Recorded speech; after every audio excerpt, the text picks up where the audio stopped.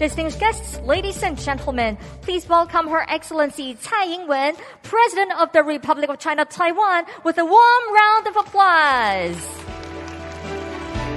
President Tsai is accompanied by Secretary General of the National Security Council, Wellington Koo, Foreign Minister Joseph Wu, and Chairman of the Taiwan Asia Exchange Foundation, Michael Hsiao. Please be seated.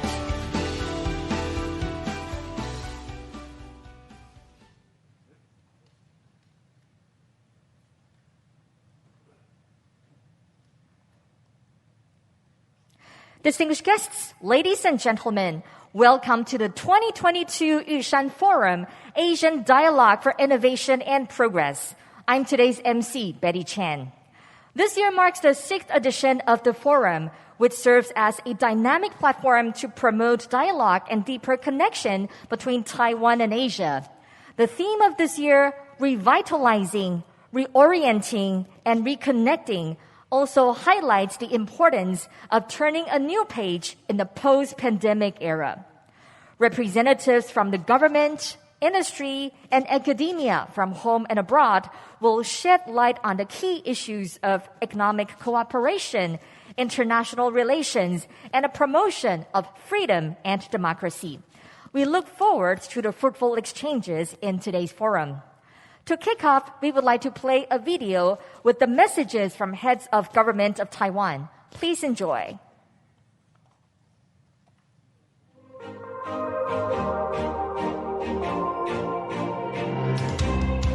"携手新南向，向世界贡献良善力量。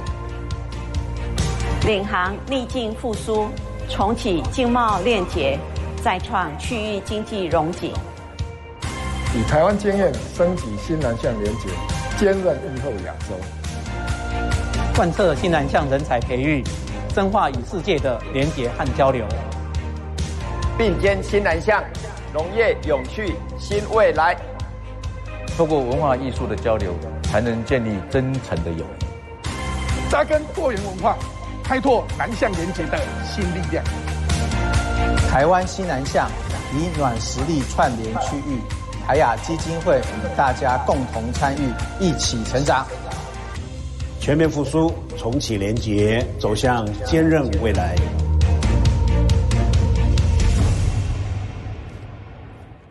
Thank you for the greetings from the heads of government. First, we would like to invite the host of today, Dr. Hsin-Huang Michael Hsiao, Chairman of the Taiwan Asia Exchange Foundation, Republic of China, Taiwan, to give us the opening remarks. Please welcome Chairman Hsiao. Please welcome him with a warm round of applause.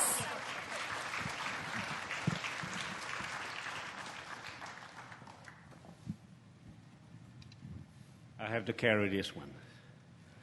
Madam President Tsai, President of Palau, Whip, former Deputy Prime Minister of New Zealand, the Right Honourable Peters, former Deputy Prime Minister of Thailand, Kung Pongtek, Japan Dial Member, Honourable Furuya, National Security Council, and General Secretary Gu, Minister Wu, Minister Ten, ambassadors and representatives present here, distinguished participants and guests.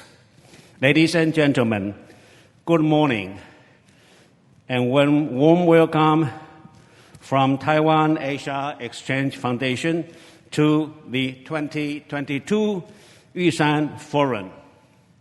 Time really flies. The Yushan Forum has entered its 6th years. As many global leaders visiting Taiwan and gathering here, we will brainstorm how to strategize the new Southbound Policy through a solid and resilient partnership with Taiwan, while at the same time exploring how to work together in the post-pandemic recovery. This year, we have a total of 31 international distinguished speakers and global leaders to participate in the Yushan Forum.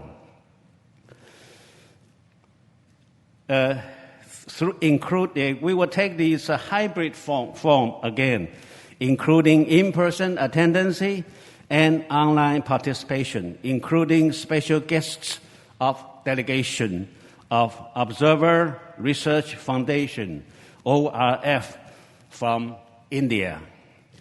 There are also several global leaders who were unable to visit Taiwan in person due to their duties. They are gracious enough to show their support for Yushan Forum through pre-recorded videos. The 2022 Yushan Forum is of strategic importance for both Taiwan and Asia. It has more than 2.5 years since the world faced the verge of the COVID-19 pandemic. As the global COVID-19 pandemic is showing signs of being under control, this year's Yushan Forum is organized and themed of revitalizing, reorienting, and reconnecting. The forum will continue to pay special attention to issues such as resilience and regional cooperation. It will also focus more pragmatically on the recovery plans and policy practices of the NSP partner countries. We will also assess the policy practice of the NSP partner countries. We will also assess the practice and achievements of the public-private people partnership and explore how the collaborative model of the NSP over the past few years can play a more important role in the post-pandemic revitalizing efforts.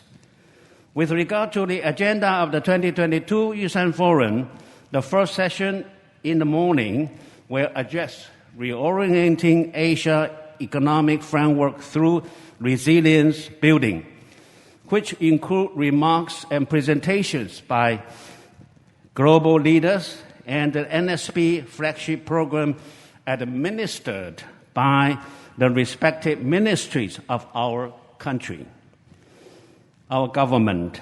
The policy remarks and reflection will be delivered by 5 ministers, by 5 deputy ministers, including the Ministry of Economic Affairs, the Ministry of Education, the Council of Agriculture, the Ministry of Health and Welfare, and the Ministry of the Interior. Apart from Taiwanese speakers, we also invite international speakers of partner countries to share their insights and recommendations to Taiwan.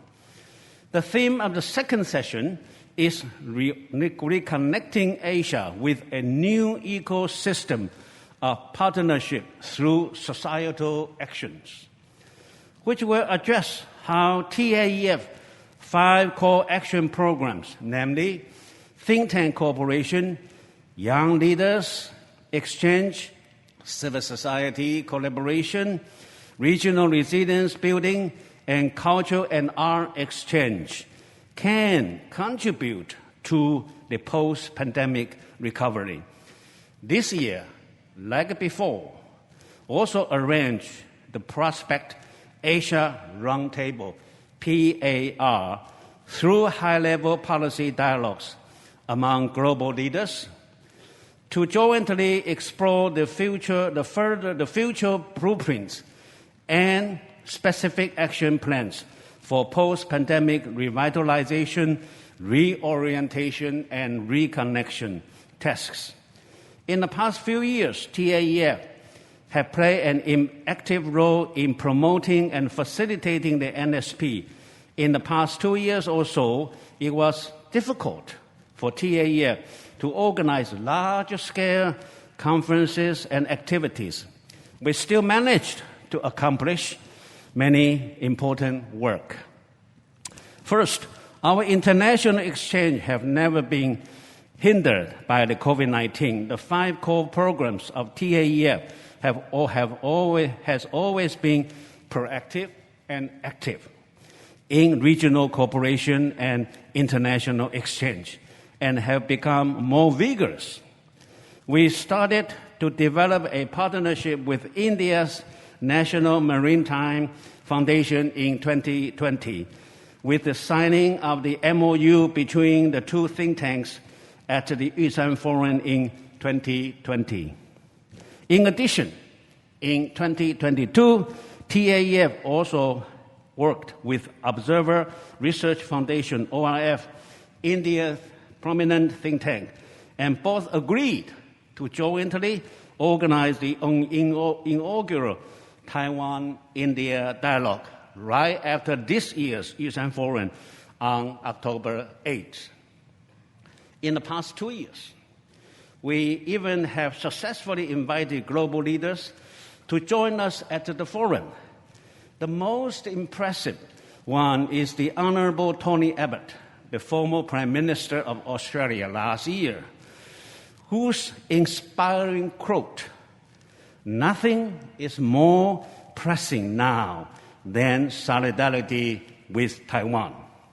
If we want a better world," is even more touching today when Taiwan faces China's economic sanctions and military intimidation. The South Asia Taiwan CSAS Young Leaders Camp, held every year, working with AIT, has not been stopped either. I would like to announce here that 2023, we will initiate a new Taiwan Asia Young Leaders Grant to encourage our CSAS alumni to establish teams and networks, deepening their own transnational partnership and developing meaningful social initiatives with young leaders from NSP partner countries. In April this year, at the Asian Disaster Prevention Summit, co-organized with the Asia Resilience Consortium, ARC, member institutions, we invited representatives from the Philippines, Australia, New Zealand, and Japan to share how different countries in Asia have been facing climate change and to discuss ways of cooperation. In late 2021, we shouldered the responsibility to organize a high-quality open parliament forum with members of our parliaments from Central and East Europe getting together to discuss the development and dynamics of the Open Government Initiative as well as the digital democracy. Secondly, I wanted to emphasize the intellectual aspect of TAEF effort. Although we have fewer opportunities to go abroad for exchange during the past 2 years, TAEF obtained more time for research and publication. We published Taiwan NGOs aid and assistance to Asia during the pandemic in October of 2021, documenting the telling stories of 30 Taiwanese NGOs assistant work in more than 10 NSP partner countries. Regarding policy recommendations, at the end of 2021, we collaborated with the GTI, the Global Taiwan Institute in the United States, to promote the policy research project on connecting Taiwan's new Southbound Policy with the U.S. foreign policy initiatives in Asia, and has produced a report with practical policy recommendations. TAEF also worked on the analysis of a current state and future prospect on Taiwan's relations with the following NSP partner countries: Taiwan and India, Taiwan and Southeast Asia, and Taiwan and Australia. We eventually published 3 reports.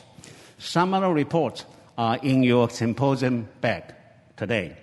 In addition, we further produced a report on retrospect and prospect of the new Southbound Policy by emphasizing the core value of warm power in it. With above 4 newly published policy research report, TAEF intends to demonstrate our intellectual capacity as a think tank on NSP. In the future, TAEF will continue to strengthen the networks to promote the NSP in the region and beyond, so to build solid international links and resilient partnership. I hope that you all will continue to support TAEF and Taiwan's new Southbound Policy. Finally, once again, welcome and please enjoy today's Yushan Forum. Thank you very much. Thank you, Chairman Hsiao. Please return to your seat. As mentioned by Chairman Hsiao, today we are deeply honored to have invited 31 speakers and world leaders to join the Yushan Forum. So once again, a warm welcome to you all. Ladies and gentlemen, and now we would like to invite Her Excellency Tsai Ing-wen, President of the Republic of China, Taiwan, to give us her remarks. Please welcome President Tsai with a warm round of applause.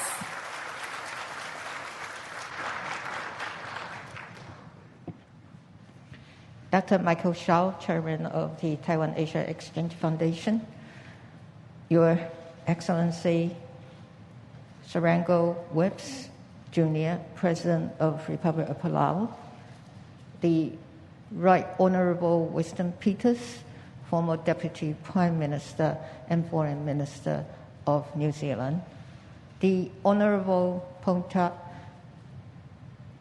Tekajana, former Deputy Prime Minister of Thailand, the Honorable Furuya Keiji, members of the Japanese House of Representatives, Dr. Mark Chan, Chairman of the Prospect Foundation, Wellington Gu, Secretary General of the National Security Council, and also Joseph Wu, that is our Foreign Minister. Honorable guests from Asia, North America, and Europe. Distinguished guests, ladies and gentlemen, good morning. Good morning. Good morning. I want to start by welcoming President Whips of Palau to Taiwan and to thank him for attending this year's Yushan Forum. It is wonderful to see you again. Palau's efforts in defending democracy and staunch support for Taiwan are greatly appreciated by our people. We also admire your courage in resisting authoritarian coercion while safeguarding the values that we share.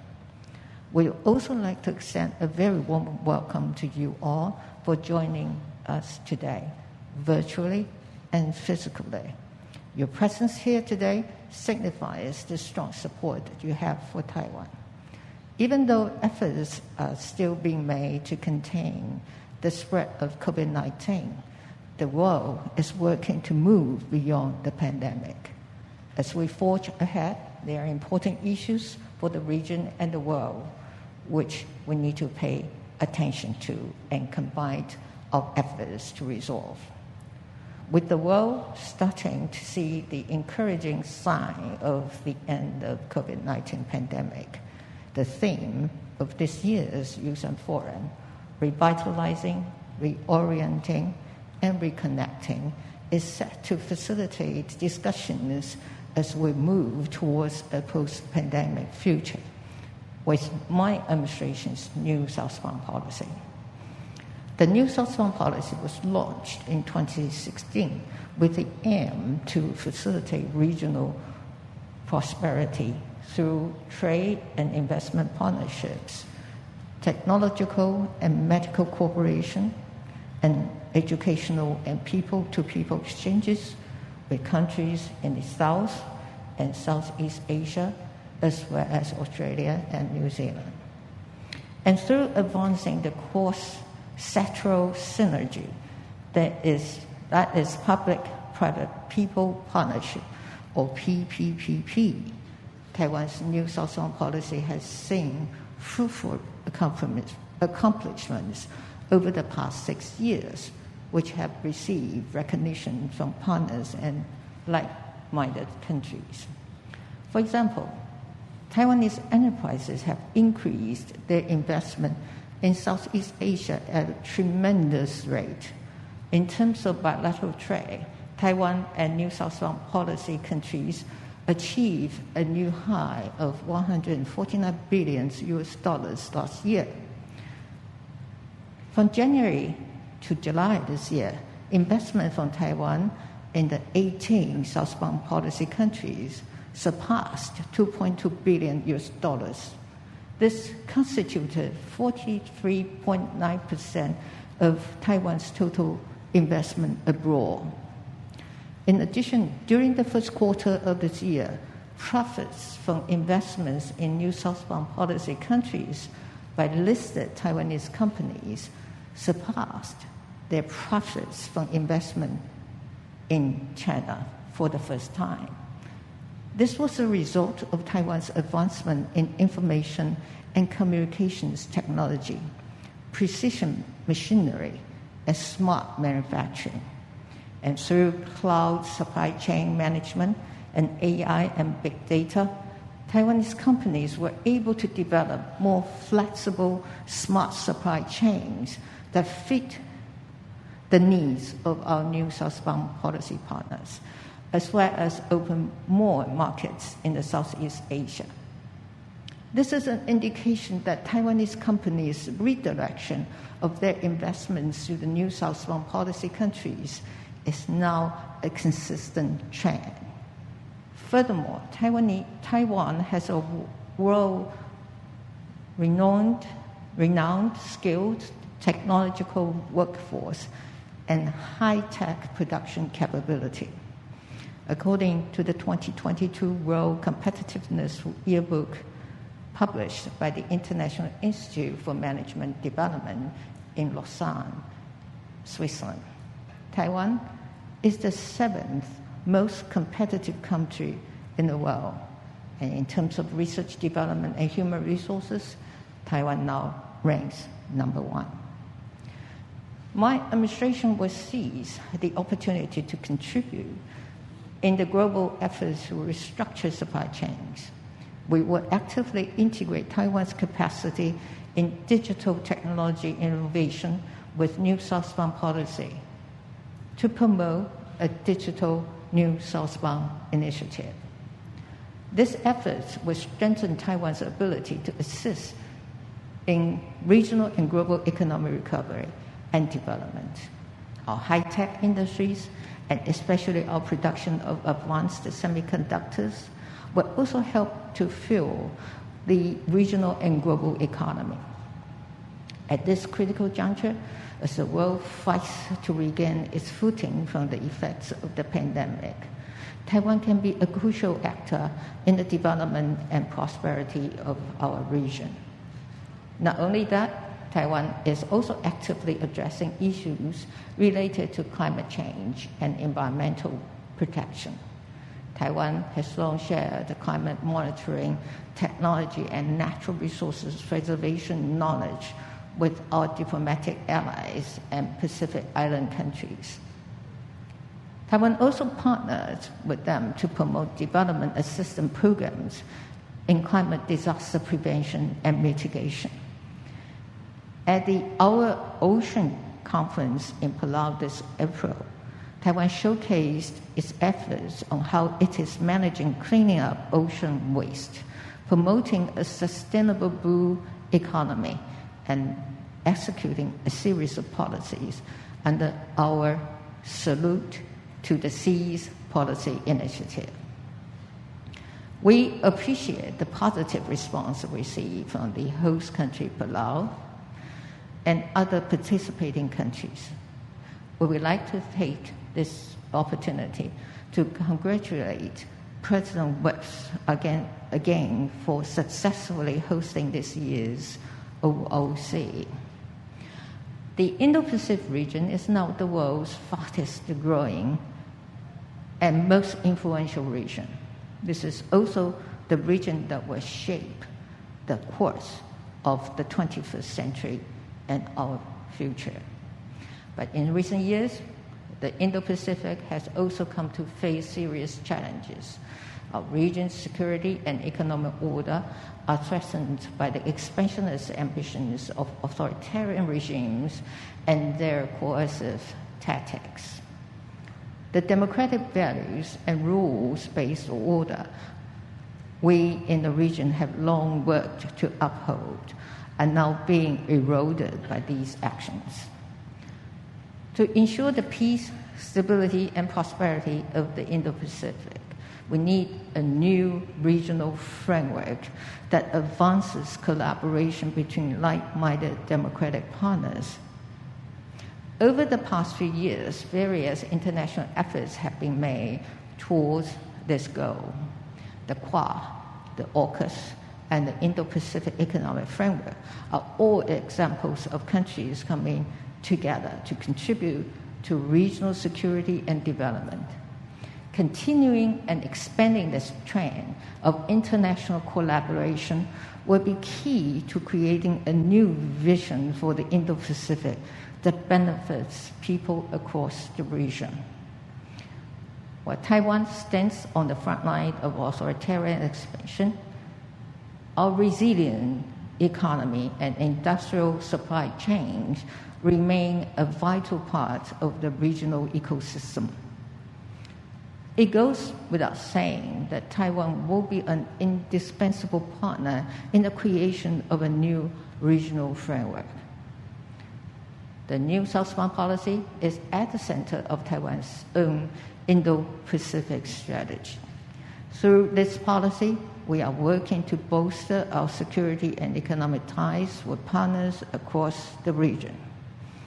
And we sincerely hope that by engaging with friends and partners from around the world here at the Yushan Forum, together we can make real progress in advancing regional security and prosperity.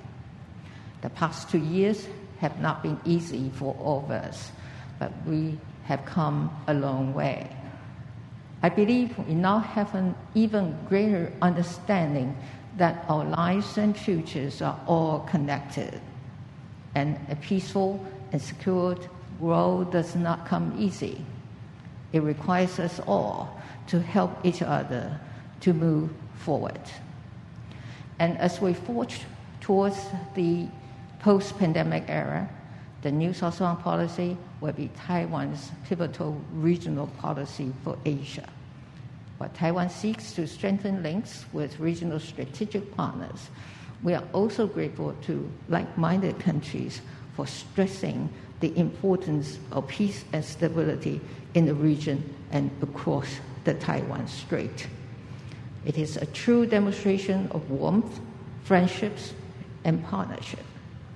Time and again, we are confronted by great challenges, but we have always been able to triumph by standing up for one another and working together. Lastly, I want to wish you all a successful forum and productive conversations.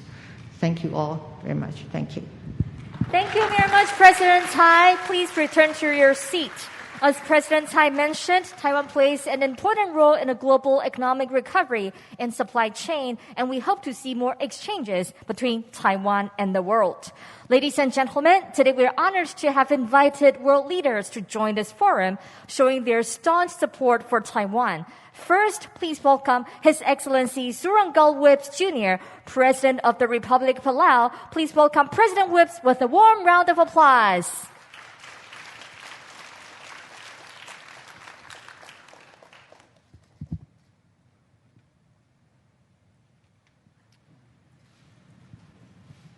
Your Excellency, President Tsai Ing-wen, distinguished dignitaries, friends, it is good to be back in Taiwan again. We came here about a year and a half ago to start the bubble. And I want to thank the government of the Republic of China, Taiwan, for experimenting with us and taking those bold steps, because that's what I think we need when we're recovering and we're revitalizing from this disaster that most of us here are experiencing.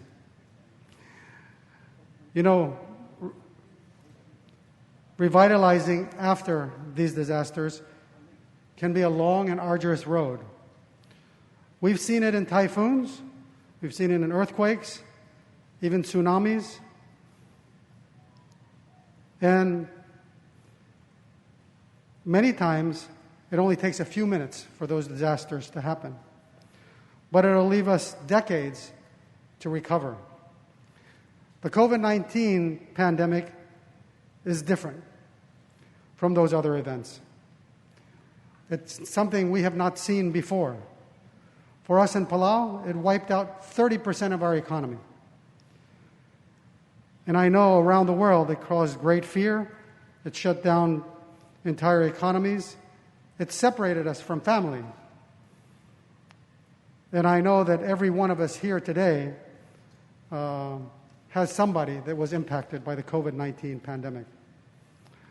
In fact, it saddened us that one of our young men at home saw no hope and took his life because of lack of opportunity.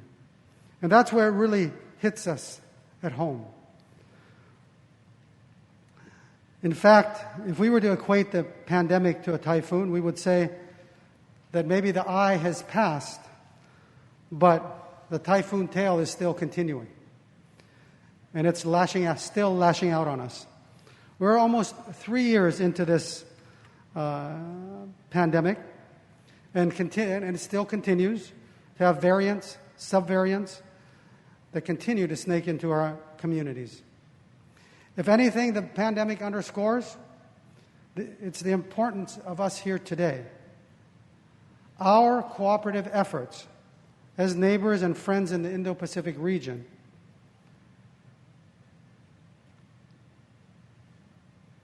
is what's needed.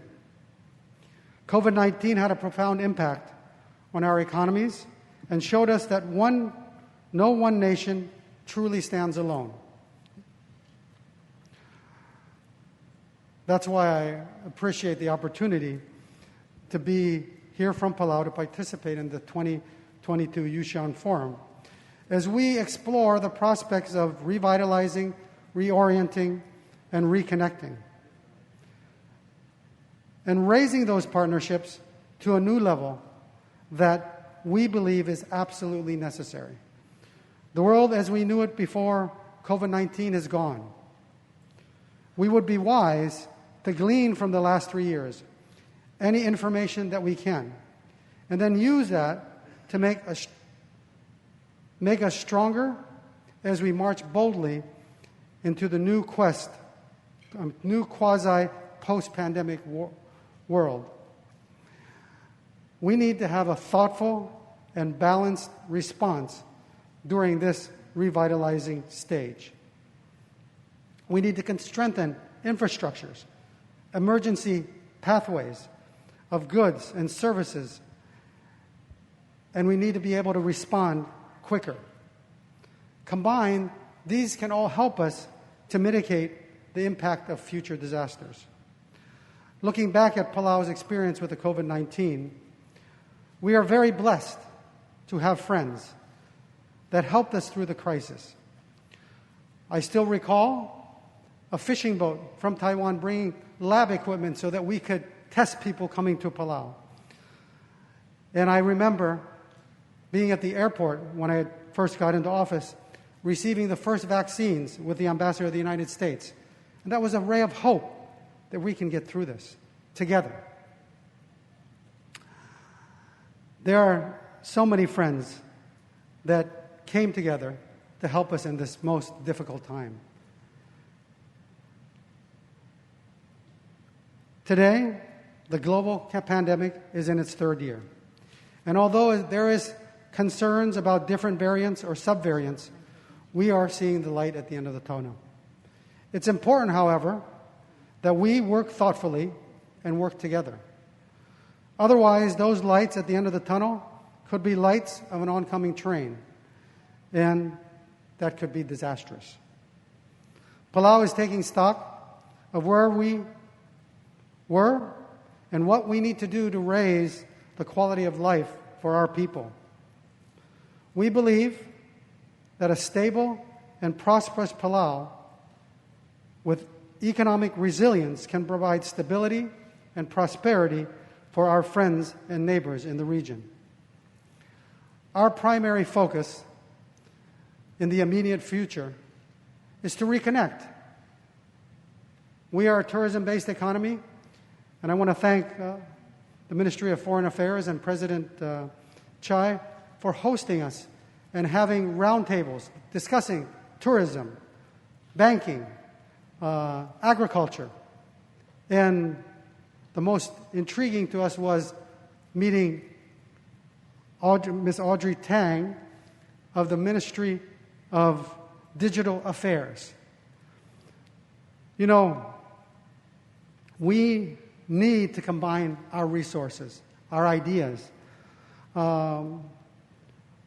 We have tried different ways to look at our economy and say, the model that we had before the pandemic cannot continue. We must diversify. We must look at our resources, our oceans.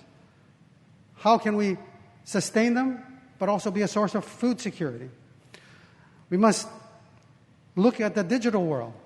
Palau launched a digital residency program. And we've seen that because of the pandemic, borderless companies and ideas continue to grow. And meeting with Minister Tang, I think her statement is free the future. And I think that's what we need to do, is we need to free the future with the digital technology that's out there.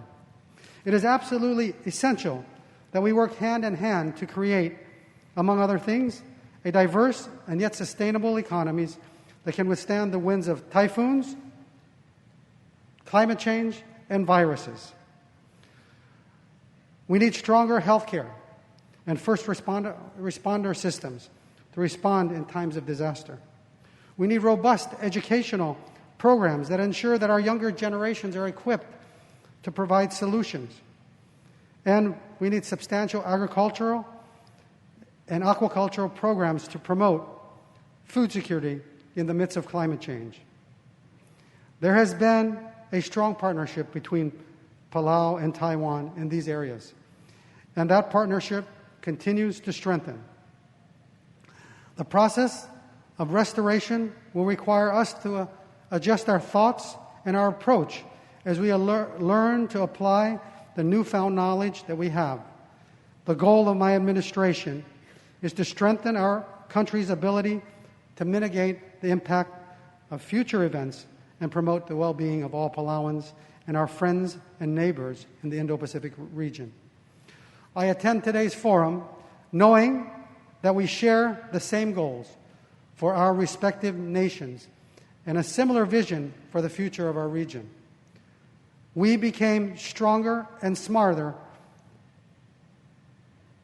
through this pandemic, and most importantly, when we work together as friends to solve the challenges that we have. We are focused on clean and safe oceans, and we thank the government of the Republic of China, Taiwan, for partnering with us and support and having a successful oceans conference in Palau. We are focused on good health and food security for our people, and I think most importantly, peace and economic prosperity for our nations. Mr. Lang, thank you, xie xie, and thank you for the opportunity to be here today. Thank you very much, President Whips, for always advocating for Taiwan's international participation. Please return to your seat. Thank you so much for being a true friend. And forums like this one offer us the opportunity for like-minded democracies to get together and support each other. So thank you once again. And ladies and gentlemen, now we would like to invite the Right Honorable Winston Peters, former Deputy Prime Minister and former Minister of Foreign Affairs of New Zealand, to give us his remarks. Please welcome him with a warm round of applause.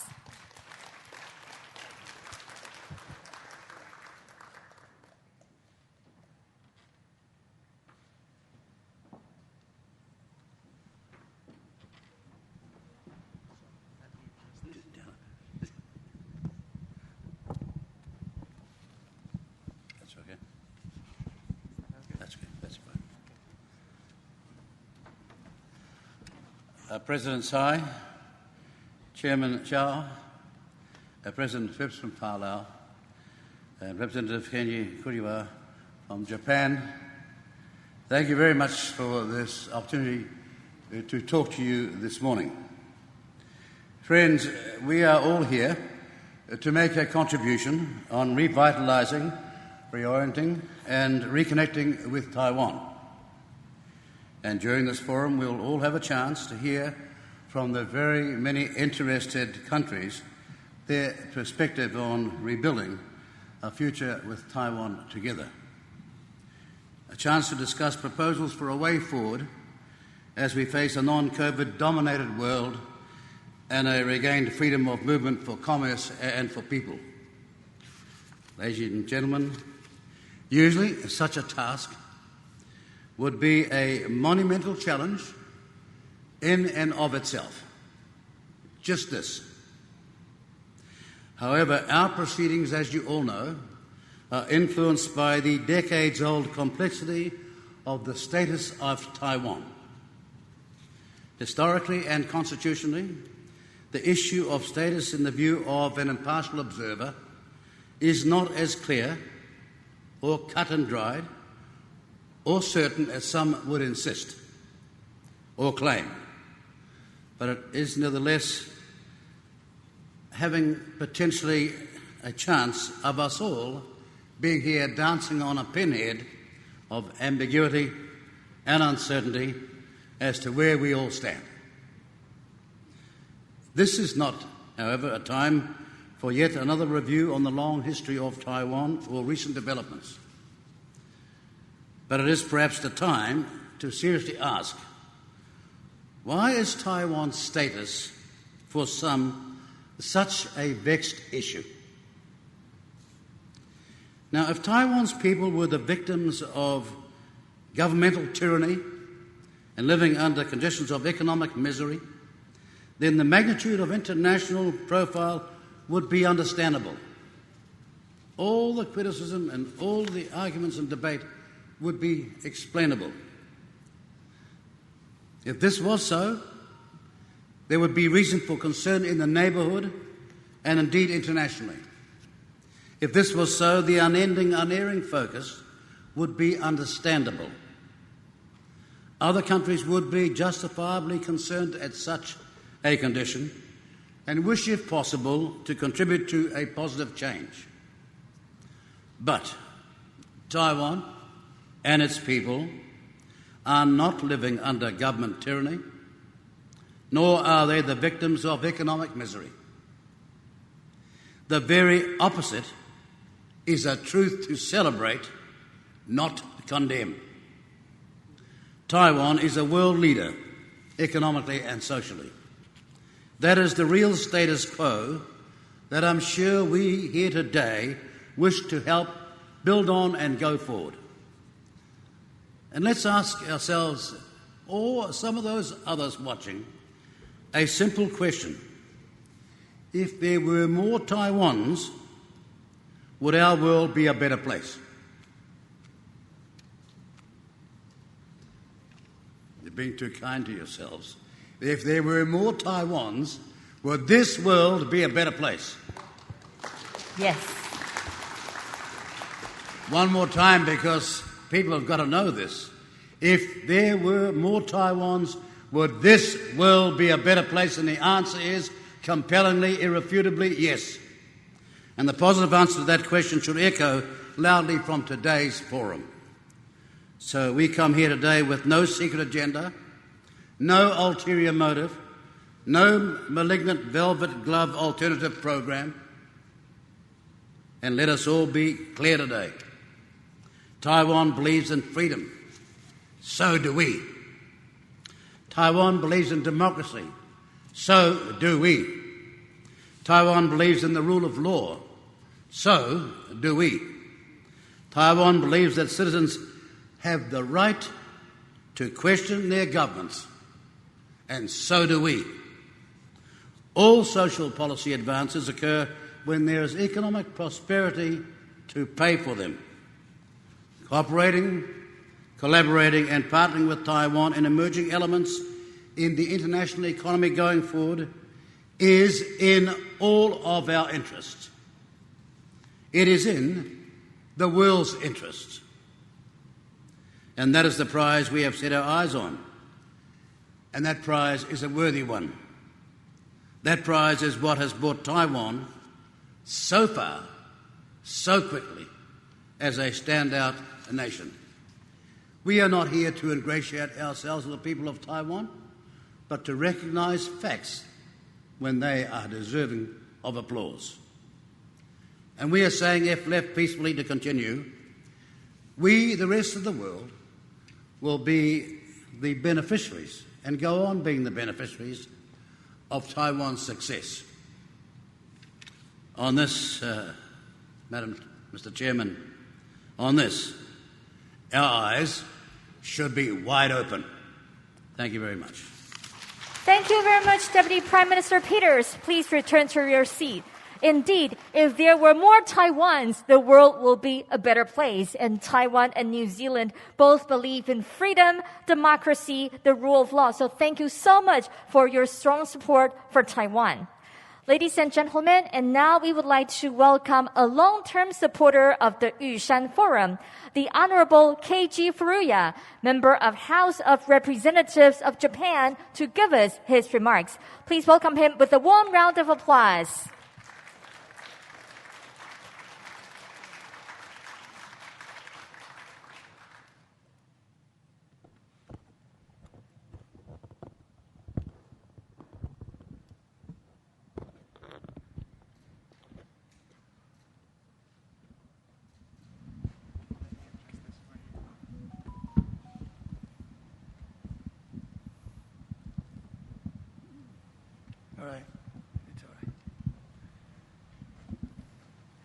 Good morning, everyone, and greeting to President Tsai, the people of Taiwan, the guests, and everyone present. I am Keiji Furuya, a chairman of the Japan-ROC Direct Members Consultative Council, which is made up of 270 members of the Japanese Diet from different political parties. I would like to express my sincere gratitude for being invited to the Yushan Forum today. This will be my fifth speech at this forum for the fifth consecutive year. I had to attend last year's and the year before last meeting online, so I'm delighted to be here for the first time in 3 years. First of all, I would like to express my sympathy to those affected by the earthquake that struck eastern Taiwan on September 18, and my prayers for the fastest recovery possible. This year marked the 50th anniversary of the severance of diplomatic relations between Japan and Taiwan, and next year marks the 50th anniversary of the establishment of our Council. Over the past half-century, the Council has made active and constructive effort in various fields, including politics, economy, and culture, and serves as a link connecting Japan and Taiwan without diplomatic relations. For example, in recent years, we have expressed our support for Taiwan's participation in international organizations such as the WHO and the TPP, and helped organize the Japanese exhibition at the National Palace Museum, facilitated mutual support amid the pandemic, and supported Taiwan in the Pineapple War. In Japan and Taiwan, legislative diplomacy played an extremely significant role. The entire world suffered from the COVID-19 pandemic, and our two countries worked hand in hand and helped each other. Taiwan provided Japan with 2 million masks, and Japan provided Taiwan with 4 million doses of vaccines. A friend in need is a friend indeed. At the same time, the pandemic offered us all more opportunity to meet faraway friends online and brought us closer than ever, regardless of where we were in the world. As we said, it was a blessing in disguise. Last March, our council successfully hosted an outline meeting between President Tsai and the late former Prime Minister Abe for the first time. The two leaders made a promise to meet in Taiwan, and they were also making plans to have the former Prime Minister speak at the Legislative Yuan. However, on July 8th, he passed away without fulfilling his promise. Many Taiwanese people paid their respect to him and displayed warm message to Taipei 101. I felt a bond between Taiwan and Japan through that. In addition, we were honored that Mr. Suja Chuen, a chairman of the Taiwan-Japan Relations Association, and Mr. Wang Jinbin, former president of the Legislative Yuan, and Mr. Xie Changteng, Taiwan representative to Japan, attended the state funeral on September 27th as representative of Taiwan. People of Taiwan, thank you very much. I deeply believe that the former President Lee Teng-hui and former Prime Minister Abe are watching over Formosa. The free and open Indo-Pacific vision proposed by former Prime Minister Abe has now become a global standard. We will continue that legacy. However, we are now facing a new crisis as we try to leave behind the one caused by COVID-19. A Taiwan contingency is a contingency for Japan. This phrase is becoming a reality. In August, I visited Taiwan and held talks with President Tsai and many other dignitaries. I could feel a strong sense of crisis from everyone about the situation occurring in the Taiwan Strait. Today, delegations from all over the world continue to visit Taiwan. This is a sign of the strong sense of crisis felt among countries around the world that the Taiwan Strait is a hotspot. Meanwhile, China has been calmly amazing Russian invasion of Ukraine.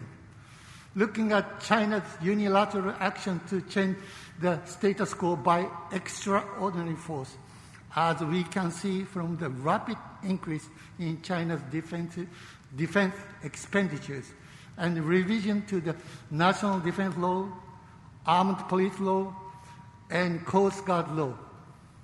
It is easy to imagine the risks that lie ahead.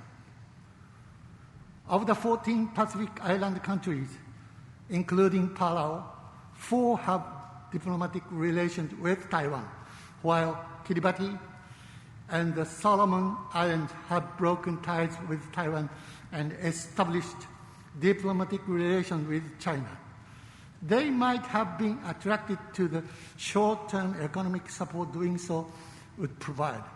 But China has been sending people, equipment, and companies unilaterally after lending excessive loans, considering only its own benefits.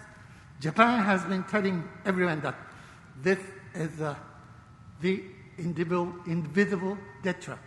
The invisible death trap in the end. Recently, the Solomon Islands and China signed a security pact. You know what China is plotting in the long run. The Pacific Island Leaders Meeting, PALM, is held once every 3 years, hosted by the Japanese government. And we have already met 9 times.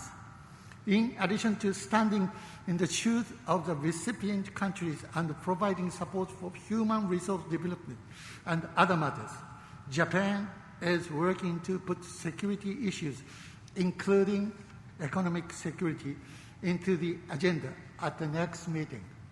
I'm convinced that this kind of support will lead to the development and happiness of the island countries.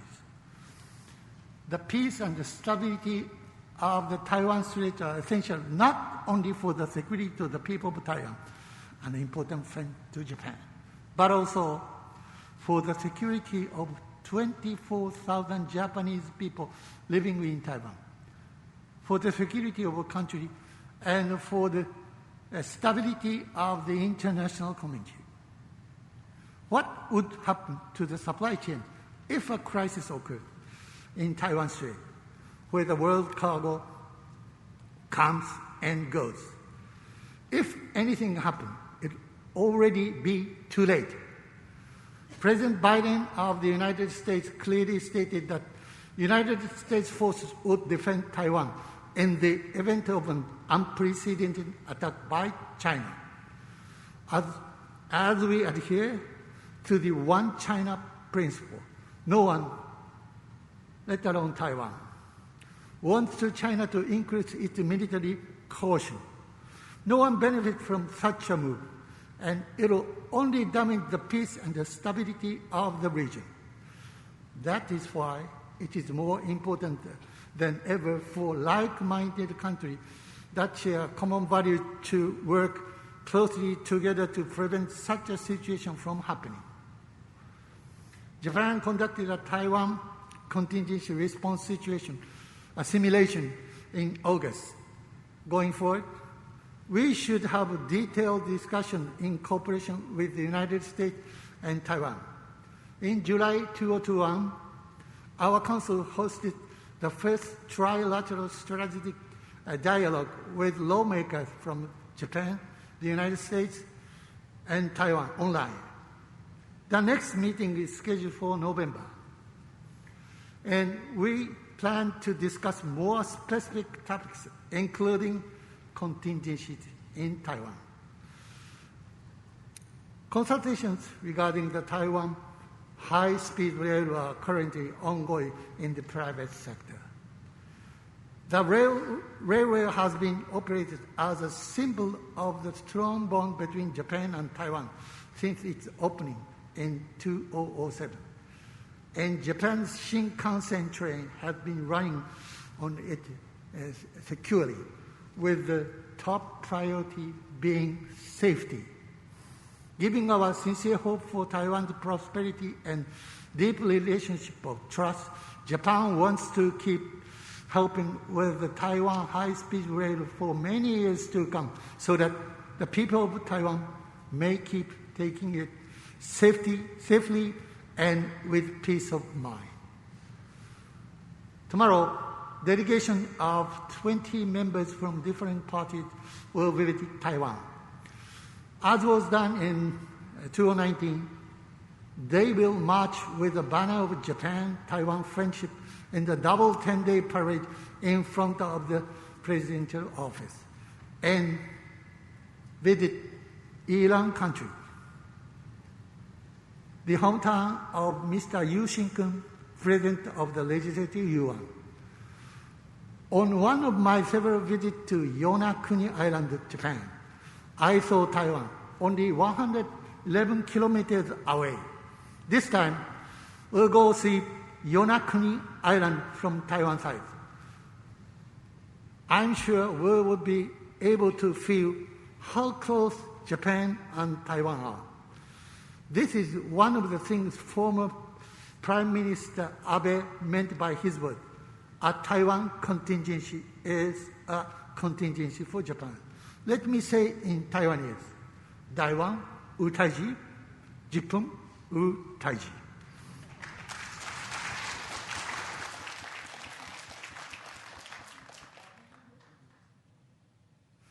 A contingency in Taiwan means a contingency for Japan and a contingency for countries that share common values of freedom, democracy, the rule of law, and basic human rights. That is why we must work closely together to protect the peace of the international community, to further strengthen the bonds that we have built up so far. Our Council promises that we will continue to diligently taking action in the future. Thank you. Dosha Dage. Thank you very much, Mr. Keiji Furuya. Thank you very much. We are very pleased to see you in person. Please return to your seat. On this special day, we are honored to welcome another staunch friend of Taiwan, former Prime Minister of Japan, Taro Aso. Unfortunately, Prime Minister Aso cannot be with us here today, but he has prepared a congratulatory message for today's forum. Please enjoy.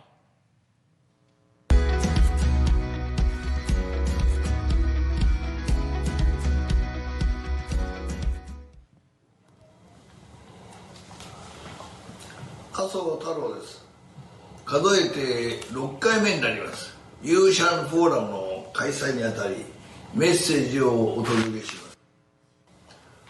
まずはサロイ7月8日に凶弾に倒れられた安倍晋三元内閣総理大臣に対し、ご出席の皆様と共に哀悼の誠を捧げる次第です。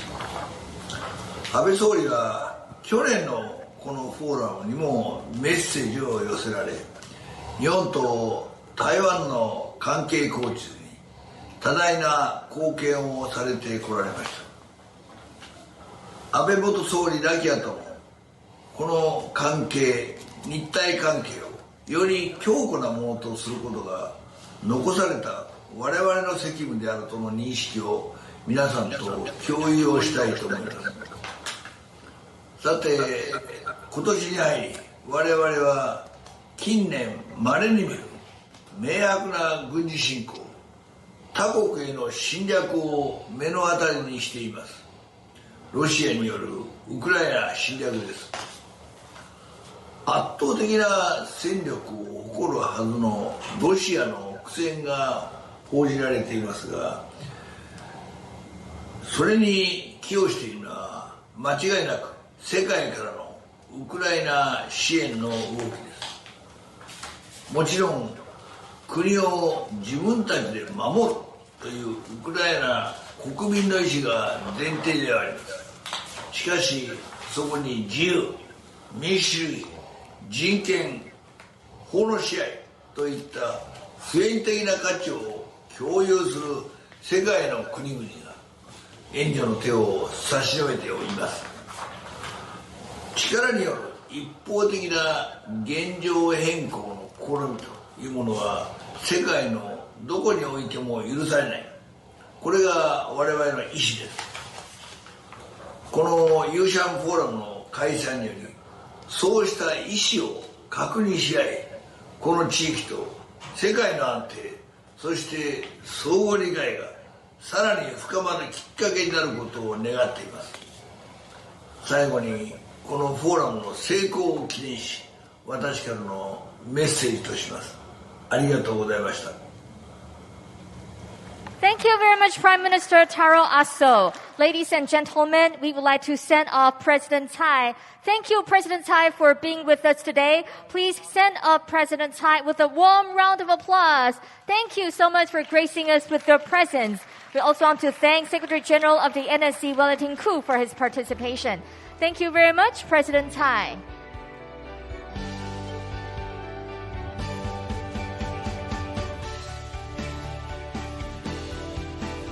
Once again, a round of applause to President Tsai Ing-wen. Thank you so much for being with us here today. Thank you very much. Please be seated. We would like to once again thank our global leaders for being with us today. However, there are some other VIPs who cannot join us today, and they have prepared a special video to express their greetings and congratulatory message. Please enjoy.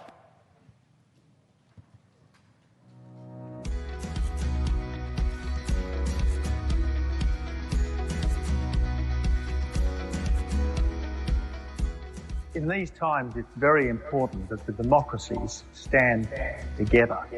If we look around the world, it's pretty clear that the dictatorships are on the march. The Russian dictator invaded Ukraine because he thought it would be easy. And the world needs to draw the right lessons. The more support and help and solidarity that the world can show to Taiwan, the safer all of us will be. We are in a global struggle to make sure that people are able to enjoy fundamental rights and freedoms, shape government policy, and freely access information. Taiwan and the United States are committed partners in this fight, but many countries share these objectives.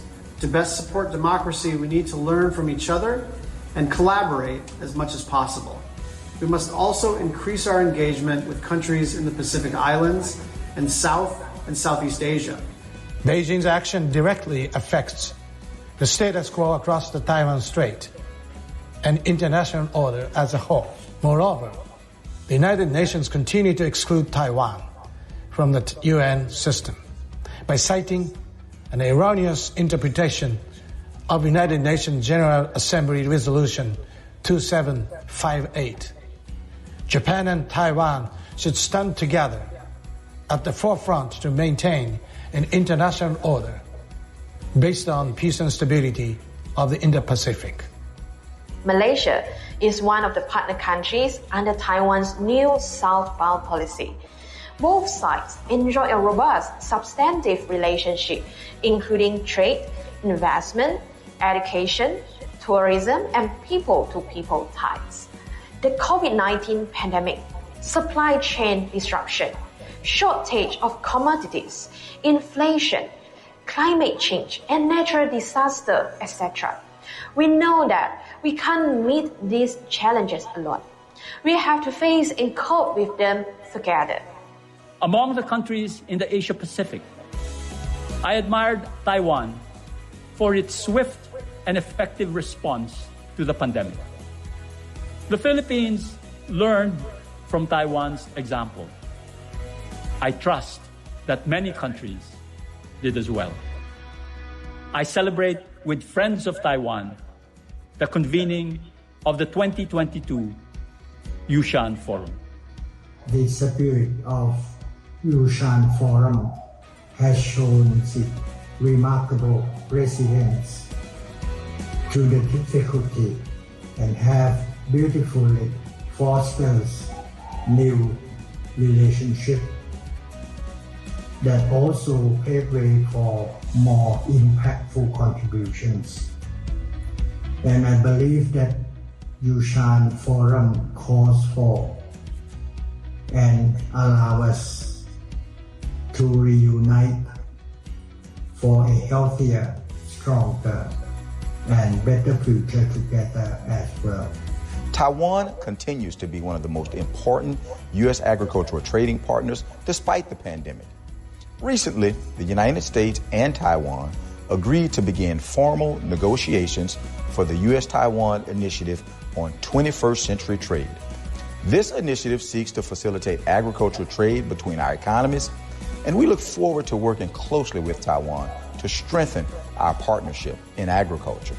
I wish you all the best during the 2022 Yushan Forum. I'm delighted that Yushan Forum has undertaken substantial contribution to the international community, especially in Asian region, with the establishment of the Taiwan Asia Exchange Foundation. One the case of Yushan Forum's success is the public-private partnership people, which I think is very suitable to implement today. Taiwan is a very important trading partner and economic partner for New Zealand, our seventh largest export market, a free trade agreement partner. Looking forward very much to participating in the forum and talking about Taiwan's relationship with the region. It's a very interesting, dynamic time, and it's very important that Taiwan is fully involved in regional processes. At the U.S. Department of State, we know that Taiwan is a vibrant democracy and a force for good in the world. This year's Yushan Forum theme of revitalizing, reorienting, and reconnecting aligns with our vision for a free and open Indo-Pacific that is connected, prosperous, resilient, and secure. And we are ready to work together to build a collective capacity for a new age.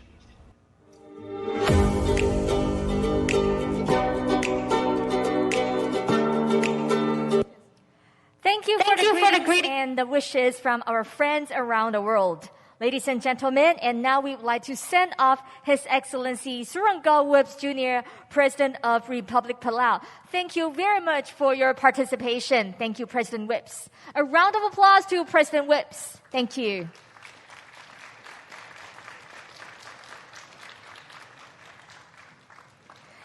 And ladies and gentlemen, now we will take a 10-minute break. Please help yourselves to the refreshments outside. Be sure to put on your face mask if you leave your seat. Our next session will start at 10:20. 10:20. Thank you.